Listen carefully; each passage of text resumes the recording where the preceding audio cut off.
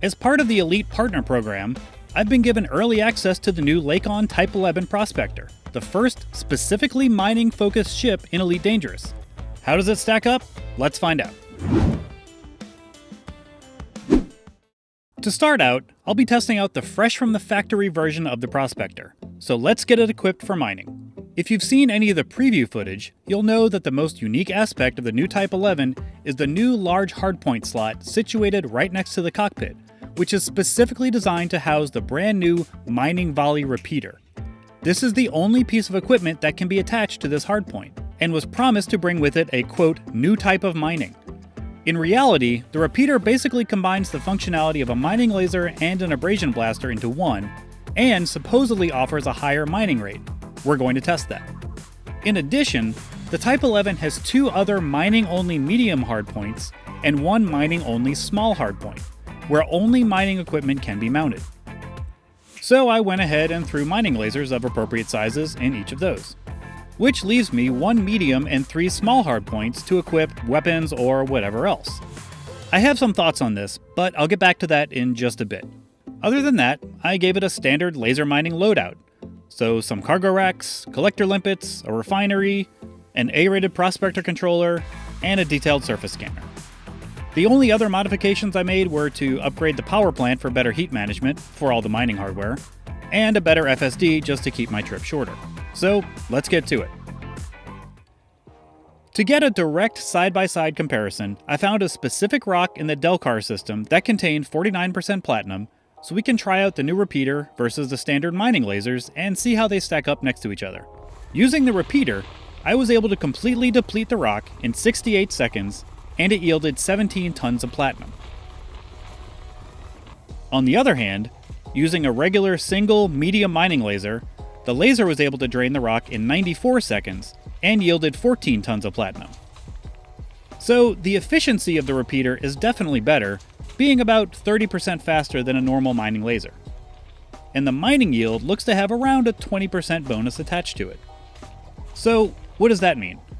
Well, if you're putting the Type-11 up against another similarly equipped medium-class mining ship, like the Python for example, it gives you the advantage of having one of your mining hardpoints be about 30% faster. Which is definitely something, but keep in mind that advantage is limited to only one of your hardpoints. So unless you're only mining with one hardpoint, you're not going to get an overall 30% faster mining trip. That is to say, 3 mining lasers versus 2 lasers and a repeater will be closer to about a 10% difference. Now, you will get the extra 20% yield, so overall, you will fill up your cargo hold more quickly. But how much of an advantage there will be in reality is left to be seen. When you add in things like travel time between asteroids and prospecting time, again, that advantage is going to be lessened somewhat. But there will be an advantage.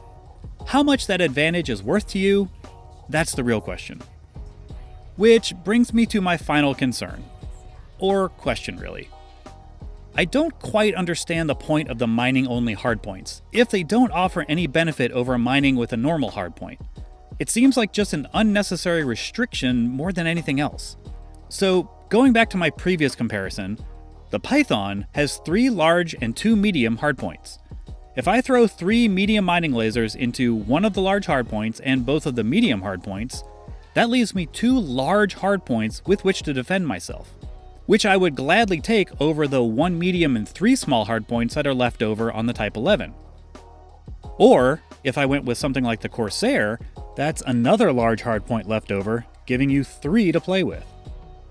So, yeah, I guess I just question whether the small increase in mining speed and yield is really going to outweigh the versatility you'd get from using one of the other existing medium-class ships.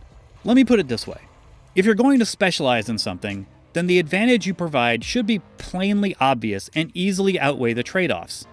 And in the Type-11 Prospector's case, I just don't know that it does. Now, all that being said, keep in mind that these are preliminary early access numbers.